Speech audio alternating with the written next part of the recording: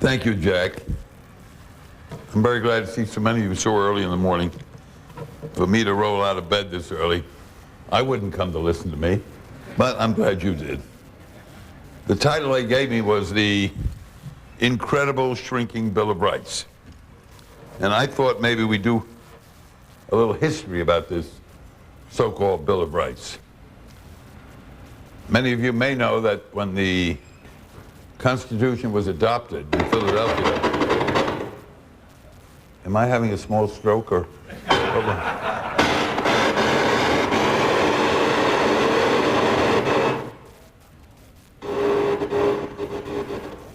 You should take a little Mylanta for that, and I think we'll pass. Who is that, Jack? Sounds like a judge, no? Sounded like Jerry Spence to me, but I don't know. In any event, when the Constitution was adopted, it had no Bill of Rights, and none was intended. And 3 of the prospective signatories walked out of the convention. It was George Mason, John Randolph, and Elbridge Gerry of Massachusetts. And then they sent the Constitution out, and you remember they were so afraid they couldn't get a unanimous vote on it from the ratifying conventions, that they made it 2/3. If you got 2/3 of the colonies or the states, the Constitution would go into effect. And there was a big tussle in the big states, which were Virginia, Massachusetts, and New York. In fact, the Federalist Papers were created to sell it to the ratifying convention in New York. But it still had no Bill of Rights. And there was such opposition to ratification that they were afraid they wouldn't get it through. And then Massachusetts, its ratifying convention, met at Long Wharf in Boston, and they formulated a plan of how to get the Constitution through and yet get a Bill of Rights. So they ratified, and with a caveat that the ratification would be withdrawn if the first Congress did not come through with a Bill of Rights. And with that, New York followed suit, very close, Virginia, Massachusetts, and you already had 5 small states like Connecticut, Georgia, and so on. Pardon me, Bobby Lee Cook. But Georgia was a small state considered then. And the Constitution was ratified, first Congress elected, first president elected, and the first Congress met here in New York City at Federalist Hall, which is now still in existence, and 12 amendments were proposed and went out for ratification. The first 2 have died, more or less, on the vine. They had to do with salaries of senators, congressmen, and so on. And the third, which was freedom of speech, became the first. And the 10 were eventually ratified. And the ratification came on December 15th, 1791, when Virginia became the 2/3 state that ratified the Bill of Rights. So now we had a Bill of Rights. Unfortunately, with the Bill of Rights, the House bill had made the Bill of Rights binding on the states. The Senate bill took that provision out. And as you know, it eventually took 600,000 lives some 80 years later in the Civil War, post-Civil War, to begin the process of making the Bill of Rights binding on the states as well as the national government. If the House bill had stuck, maybe those lives would not have been necessary, I don't know. But in any event, they had a Bill of Rights binding only on the federal government. Congress shall make no law, and so on and so forth. And we take great pride in the Bill of Rights. even though it's been systematically destroyed, one after the other, certainly in the last 20 to 30 years. And I classify now as the Bill of Rights not only the first 10 amendments, but I think you have to throw in the 13th, 14th, 15th Amendment, the Civil War amendments into that as well, along with the amendments with reference to women, and throw those all in and call them all the Bill of Rights. The Supreme Court and the national legislature has done enormous damage in destroying the Bill of Rights. You just have to look at some of the recent decisions, what I used to call the Gang of Six or the Gang of Seven, depending on who was sitting on the Supreme Court at any one time. The First Amendment, for example, as you know, they've curtailed the rights of prisoners to challenge unfair visiting rules in prisons. They've restricted lawyers in the Gentili case. The handwriting is all on the wall from speaking about cases. They restrictions on doctors in counseling on the option of abortion.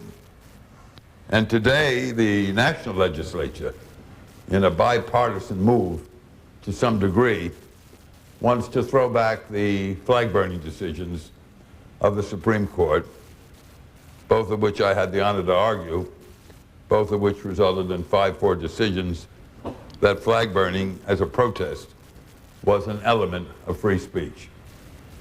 And as you know, an amendment will soon be proposed to eliminate flag burning as a method of expression, protest expression. Apparently it may get through because the legislatures of some 40 states have joined in with recommendations that the 2 flag burning cases, Eichmann and Johnson, be overturned, and in their place something prohibiting the destruction of venerated objects or flag, what have you, take their place. That amendment was sponsored, as you know, in the House and the Senate, and will, I guess, soon be going around for ratification in the same manner as the original Bill of Rights. The Second Amendment will pass by very quickly. There's only one organization in America that lives and dies by the Second Amendment, and that's the National Rifle Association. It's on their stationery. They only put half the amendment on the stationery, half on their headquarters in Virginia, and they leave out the militia part entirely because they know how the interpretation since the Miller case has been in the Supreme Court, that the right to bear arms refers to a well-regulated militia. The Third Amendment, I don't think anyone here knows anything about or has had a case about. That's to do with the quartering of troops. This was something the British used to do pretty regularly, I guess. We haven't had it for a while, the quartering of troops in private homes. So I guess the Third Amendment is really a useless one at this moment. But the Fourth Amendment, by which we all here live and die, that is in grave danger, as you know. The cutting down of the exclusionary rule began, of course, with the idea that even if the warrant was faulty, if the constable in good faith believed it wasn't faulty, then the evidence got in. The exclusionary rule did not apply. The so-called good faith exception to the exclusionary rule. Now, in the contract with America, you don't even need the warrant anymore. The language, and I quoted it because it was kind of interesting, that the exclusionary rule will not apply if the officer, without a warrant, conducts a search under the, quote, objectively reasonable belief that it was in accordance with the Fourth Amendment, even if no search warrant existed. That's going to be the new standard if that ever gets through. But they've broken it down so many other ways. When I was in law school, you couldn't hold suspects 48 hours without a warrant. Now, of course, you can. We didn't have warrantless searches of clothes bags in cars. Now we do. Justice O'Connor ruled in one case that you can ask people in public transportation if they want to be searched, and that was all right because they could always refuse. But you know, you have standing next to you that man that appears in the Western Union money orders, the cop with the sunglasses, big, brawny. Mister, I'd like to search your bag. And you know very few people are going to say no to that. And I guess if they say no, that's probable cause to search. Random drug testing, federal employees, searches abroad of non-citizens by U.S. agents, all has been authorized. So the Fourth Amendment, which really was the gem of the Bill of Rights, because the thing they feared the most, these colonials, were the writs of assistance, the open-ended general writs signed by the king, which existed as long as he lived. And all you did is fill in the names when you wanted to use them. They were challenged, as you know, by James Otis in that famous case in Boston, which he lost. But the colonists were smarting over these break-ins into their homes, warehouses, ships, meeting halls. So the Fourth Amendment was a very important one. And now it's being destroyed piecemeal, either by acts of legislatures or by the Supreme Court. The Fifth Amendment has long gone by the board. Police now can mislead a suspect as to his right to assign counsel during questioning.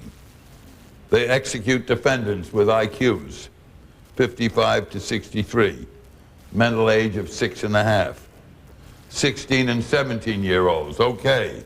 They're now working on 15-year-olds and 14-year-olds to be executed. With those IQ 55 to 63 or mental age of 6.5, it's like the British used to execute mules who kicked their masters. I guess on the theory that the other mules would get the idea not to raise those hind hooves against their masters. Well, that's what we do when we execute people like that. And as you remember, our beloved president, when he was governor of Arkansas, flew back to make sure that a person like this was executed in Arkansas and that nobody stood in the way of that execution. The police can destroy evidence, even exonerative evidence. The defendant has to show bad faith in order to do something about that. Coerced confessions, now perfectly all right. And as you know, the Justice Department has a nice, interesting little adage that federal prosecutors are not bound by ethical rules of the states in which they practice, but only by the Attorney General's rules and regulations. So they've taken prosecutorial misconduct out of the realm of any state ethical rules. Victims are allowed to testify in death penalty sentencing phases as to the impact upon them, but they refuse to allow a victim's family to testify on behalf of a defendant during such a phase. Habeas corpus is, as you know, so badly damaged, federal habeas corpus, that it virtually doesn't exist in so many areas. You have a new rule concept. You have the aspect that if the state says no new evidence after a certain period of time, that will govern and control federal habeas. I just finished a case in Texas, a man named Bobby Drew, who was executed about 4 months ago. Bobby was sentenced to death for the murder of a driver of an automobile in which he hitched a ride, young 16, 17-year-old boy from Alabama. Bobby was on his way from Vermont to Texas to work for his uncle. After he was convicted, the real murderer confessed, said he did it. Bobby was too chicken to get out of the car. A witness who had testified that he had seen Bobby near the body recanted and reiterated testimony that had been taken from him on a tape recorder, an interview, in which he said the same thing. But because the information came more than 30 days after Texas rule that 30 days after judgment of conviction, no more new evidence can be produced. And so Bobby was put to death. Many of you know the story of Herrera. Herrera was sentenced to death for the killing of 2 police officers in the Rio Grande Valley of Texas. Years after the murders, years after his conviction, the son of the real murderer came forward and said he had been in the car when his father shot the 2 police officers. The lawyer for that man came forward, the man was dead, came forward and said he could now speak that that man had confessed to him that he had indeed shot the 2 officers more than 30 days after the conviction. That's the case in which the Supreme Court said innocence is irrelevant in these habeas corpus cases, and Herrera was executed by lethal injection in what's called the Walls in Huntsville, Texas. They have the inexcusable neglect concept. You don't raise it in your first habeas, you can't raise it in your second, even though it came to you after the completion of the first habeas. And you have that shriek of anguish by Justice Marshall saying, our court now is conducting an unjustifiable assault on the great writ. Procedural defaults in state court proceedings knock out federal habeas. It's a situation where federal habeas, if you have any access to it at all, is in such jeopardy that it's as if it doesn't really exist. We try, but so many obstacles have been erected to federal habeas. And as you know, under the contract with America, it's even limited further. Federal habeas must be resorted to, I think there's a time limit of 1 year in the contract of America. And they have knocked out funds for capital defendants to procure their writs of habeas corpus and prosecute them, whereas they are now giving more money under the contract to state prosecutors to defend against the use of federal writs of habeas corpus. So the writ, which I thought was the great writ, that was the name given to it, has now become the late writ. And I think that it's going to have a powerful impact on the practice of criminal law. On the Sixth Amendment, as you know, they're after lawyers all over the place. It used to be that lawyers were relatively immune from a lot of the aspects of criminal defense. They couldn't be disqualified readily. They didn't freeze the assets of your clients, so you couldn't be paid. Now they freeze RICO assets, as you know. There's no free counsel to indigents after the direct appeal is over. Under the Sixth Amendment, we have anonymous juries. I'll never forget during the Nicky Barnes case, the second Nicky Barnes case, one of the jurors was known as Juror 318, came to be questioned, and Frank Lopez turned to me and says, does 318, is that a Jewish name?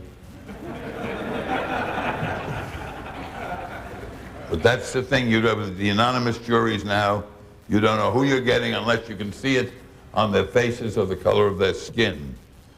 One district court judge in Washington, D.C. decided that he would carry that one step further, and he excluded the public from the selection of jurors, anonymous jurors. Well, when that was overruled by the District of Columbia Circuit, he then bought masks out of the auxiliary fund of the district court, and the jurors would wear masks in the jury box. That was overruled by the District of Columbia Circuit. So finally, he got money again from the auxiliary fund, and over a weekend built Venetian blinds in front of the jury box so they could hide the faces of the jurors. That too was overruled. But maybe he sees the handwriting on the wall.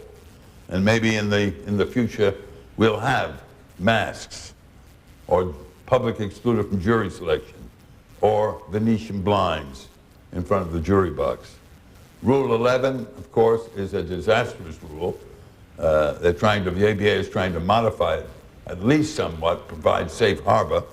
But as one who has been fined $125,000 in North Carolina, I can attest to the fact that it's a very effective stimulant to avoiding federal civil rights litigation. It's been used primarily against civil rights lawyers. The Director Counsel of the NAACP Legal Defense Fund was fined $40,000. The leading civil rights lawyer in Tennessee, $45,000. The Christic Institute, $1 million, which put it out of business in Florida. Rule 11 is a horrible outgrowth. It's not even a congressional act, as you know. It's a rule of the district court, which is formulated by the courts themselves and not by the Congress. And it is a disaster.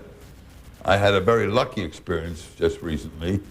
I was Rule 11 with a censure by a judge by the name of Gattell, federal judge in the Southern District of New York. And it was overturned by a three-judge panel of the Second Circuit, indicating in their opinion that the judge was animated by a prejudice against me personally, but the court thought against all activist lawyers in general. That's a rare win in this business, but Rule 11 is a disaster. They're trying to modify it now. They do have a safe harbor provision, 21 days, to alter what you may have put in pleadings, but once you sign those pleadings, you're open for Rule 11.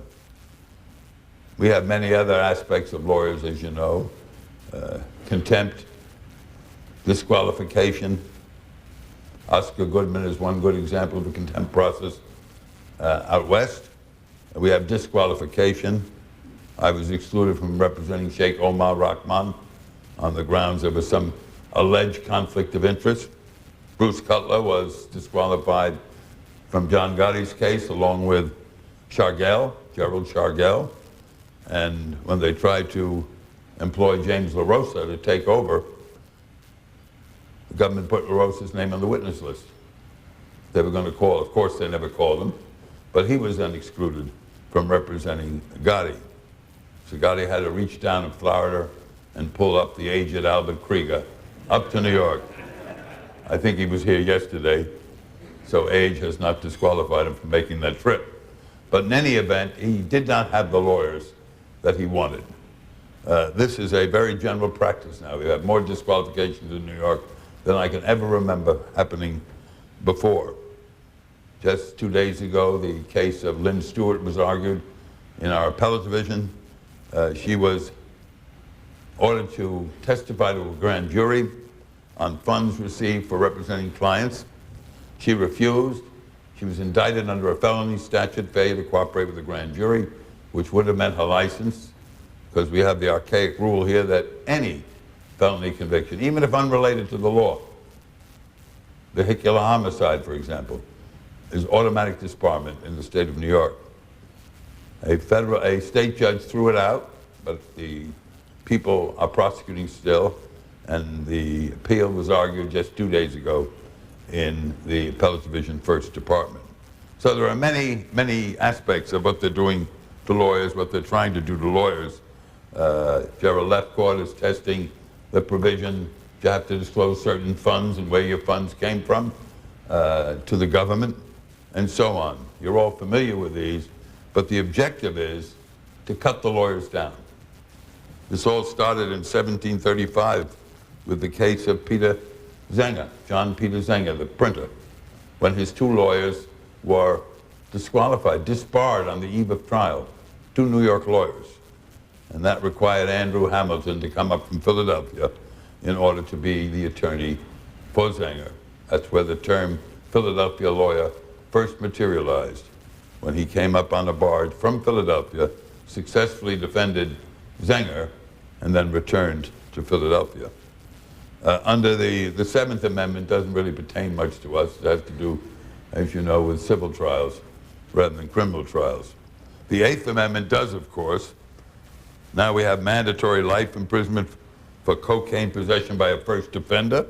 We have preventive detention under the so-called Bail Reform Act of 1984, one of Reagan's little beauties that he left behind. We have draconian sentences and draconian prisons like Marion and now the new ones that are floating around, Florence, Mariana, and so forth. Only one judge has had the courage to say the Eighth Amendment should forbid executions in this country. Unfortunately, he said it just as he was leaving the bench, and that was Harry Blackmun. But the Eighth Amendment, I think, is largely a thing of the past. I won't go into the 14th, 13th, 14th, and 15th, because essentially that's on the civil side. That's on the side of affirmative action and so on, which is not really the function of most lawyers that are here. But what has happened, the attacks on the Bill of Rights, whoever wrote the title here said the incredible shrinking Bill of Rights, but the attack on the Bill of Rights is an ongoing occurrence. Those who are in power don't want it, or don't want to expand it, want to shrink it as much as they can in order to keep their ship afloat. And they think they can keep that ship afloat mainly by destroying the power of people to resist that type of oppression by resorting to these ancient amendments of 1791.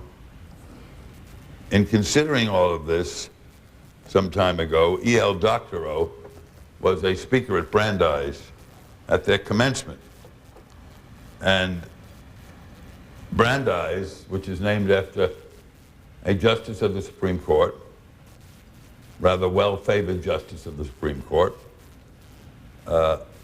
Brandeis decided that they would not reprint Doctorow's speech in the alumni bulletin. Now, it's not a First Amendment case because they're a private institution, but the spirit of the First Amendment is certainly violated by a refusal of a school named after Justice Brandeis to not print, as they always do, a commencement address in their alumni bulletin. Finally, The Nation magazine printed it, and then the trustees of Brandeis relented and finally allowed it to be printed in the alumni magazine. But here's one of the reasons why they didn't want to print it. Because Doctorow, in considering, he was talking about the Bill of Rights, he was talking about social legislation that wasn't enacted, and if enacted was repealed or sidetracked.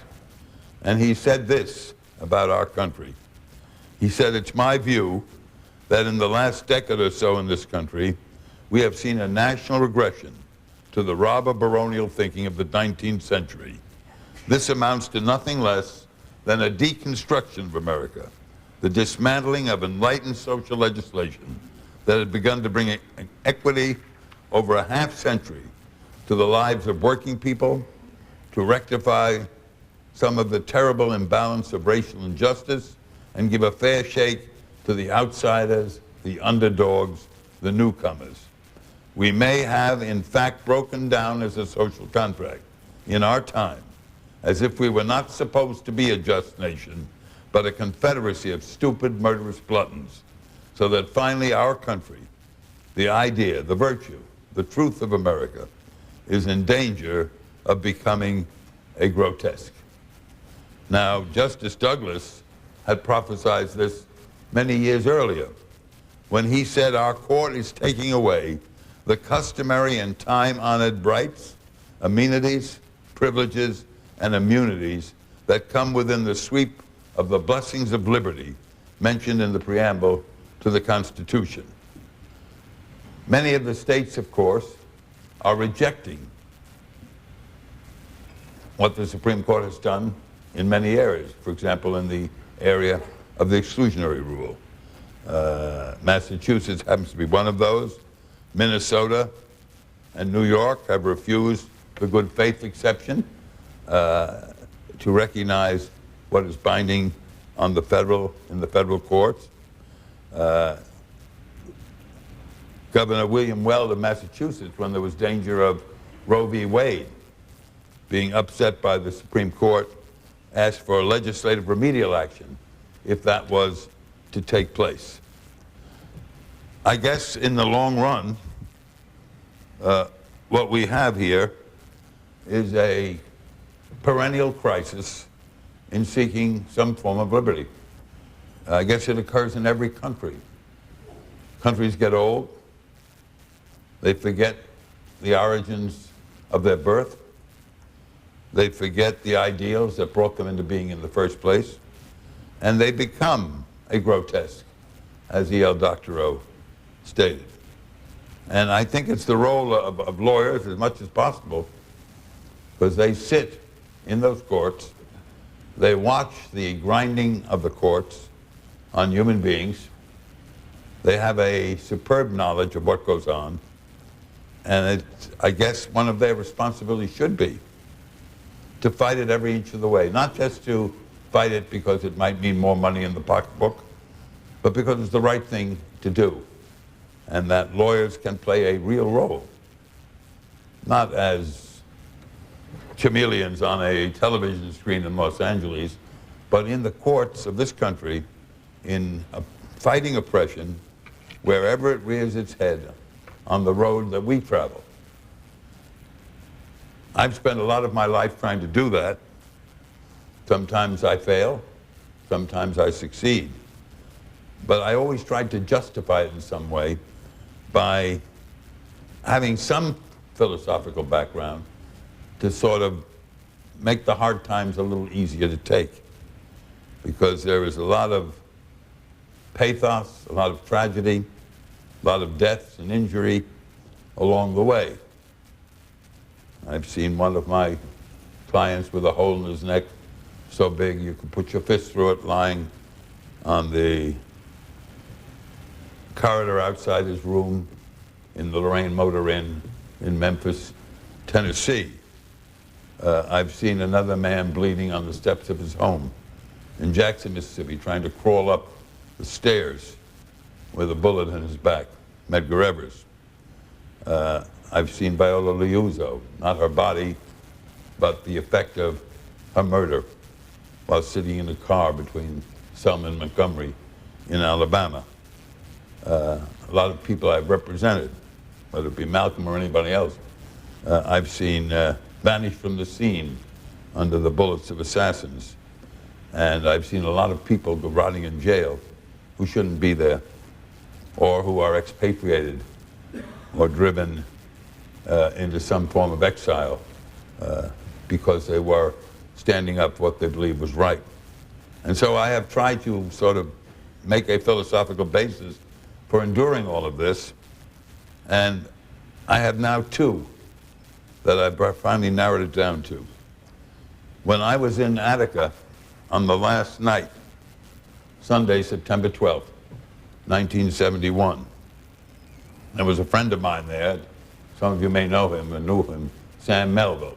Sam Melville was arrested with two other people, a man and a woman. Jane Alpert was the woman, for firebombing a chemical bank here in New York as a protest. And he was sent to Attica. And we sat there the last night before the onslaught the next day. And Sam's name was really not Melville, but he took the name from Melville the writer. He took the name because he found in Moby Dick the answer to his philosophical quest. He told me that Herman Melville in Moby Dick was saying something very profound, so I said, "What do you mean profound? It's just a whale story." The white whale, Ahab. And I said I had seen the movie, not Gregory Peck, but John Barrymore. Most of you saw Gregory Peck. I happen to be a little older than, I guess, most people here. To me, it was John Barrymore. But in any event, he said, no, it's not just a whale story. It's a story of evil. The white whale, he said, in Melville's terms, swims on unconquering and unconquerable. And the question is, if the white whale represents evil, it seems to destroy everybody. The Pequod, Ahab is lashed to the whale's back and drowns. The men in the open boat are swept into oblivion by the swish of the whale's tail. But one man goes back to sea. Ishmael, the cabin boy, is saved. He floats to safety on the coffin of Tashtengo, the Indian. And he goes back to sea. He said that's what Herman Melville meant, that you fight evil, you lose a lot along the way, but there's always someone to go back. There's always an Ishmael to go back to sea. Unfortunately, his head was blown off his shoulders the next morning by 00 buckshot as the troopers stormed in to D Yard at 8:45 on September 13th, 1971. The second is the concept of the Statue of David. I saw the Statue of David for the first time in Florence, in the Accademia, in the 50s, when I went to Italy. And to me, it was just a beautiful statue of a young man. The musculature, all beautifully portrayed. I was standing next to the statue when a man spoke to me and said, young man, he seemed to be pretty old at that time, though he's probably 20 years younger than I am now. He said, young man, he said, you know what that statue means, what Michelangelo was trying to do. I said, it's beautiful. Look at the eyes, the rock in the right hand, the sling over the left shoulder. He's looking out toward Goliath leading the Philistine down the hills of Galilee toward the Israelites. And he said, not just a beautiful statue. Michelangelo is saying to all of us over 300 years or so, he's saying, this is a young man who is thinking of taking a chance with his life. It's the only portrayal in art, he said, of the David Goliath story done before Goliath was killed. All the rest, Donatello's bronze and the rest, show David holding up the severed hand of the dead giant in triumph on his way toward historical greatness. But here, he said, he's thinking about doing it. He's one of many shepherd boys on the hills. If he doesn't do it, no one will think the worst of him. No one will even know it crossed his head. He's saying to himself, like Prufrock, I guess, in the Eliot poem, do I dare, do I dare? He said, this is the point in everybody's life where a moment comes when you may have to jeopardize yourselves in one way or another. It may not be as fantastic as Philistines coming down 6th Avenue here, led by giants, and so on. But you'll know it when it comes. And you'll know you were tested, and you made it or you didn't make it. He said, that's what Michelangelo is saying. He's saying, David, are you going to do it? If you do it and you miss, or you don't kill him, you're one dead shepherd boy on these hills. If you do it and you win, you're a hero to your people. And you saved your lives, your life and theirs as well. And that stuck in my mind. The man I later learned was Bernard Berenson, who I found out was the world's authority on Renaissance art, and who died several years later. That has always been my motto now. If anybody come to my office, as Dennis Roberts did the other day, he knows there's a statue of David that I bought at the Spanish Steps in Rome, about 2.5 feet long or high, that I have. The only problem with it has been when we have Islamic clients come to the office with their daughters, we have to turn the statue around. Apparently the rear is okay, but the front is verboten. I must tell you one thing, that Michelangelo may have been a great sculptor, but he did not know our Hebraic custom of circumcision, because his David is not circumcised. But that's, I guess, a passing fancy anyway. In any event, I'd like to end, seeing I'm close to my time, with a short poem by G.K. Chesterton. It comes from a poem called The Vision of the King. And I love literary references because they say a lot in a few words and make me feel good in the morning, sometimes in the evening as well.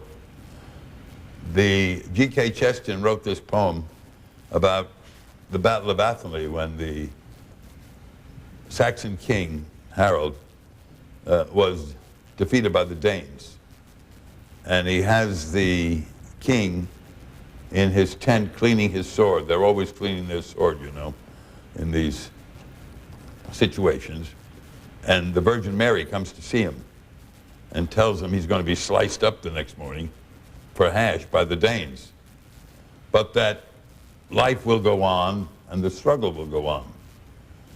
This poem, these 8 lines or so, were the only editorial in the London Times, on the editorial page, the day after the last soldiers, French and British, were evacuated from Dunkirk in 1940. You remember the Wehrmacht came down, isolated them near Dunkirk, and by a heroic effort of private boats, naval vessels, they managed to extricate these 300,000 men so they could fight another day, as they did, and bring them back to England. And this poem appeared as the only editorial. It was all a blank white page, except for these 8 or so lines that come out of the battle, The Vision of the King, by G.K. Chesterton. And this is the Virgin Mary speaking to King Harold, telling him he's going to be killed, but that there's another day that will come. And she says to him this: I tell you naught for your comfort, yea, naught for your desire, save that the sky grows darker yet, and the sea rises ever higher. Night shall be thrice night over you, and heaven an iron cope. Do you have joy without cause, and faith without hope? Thank you.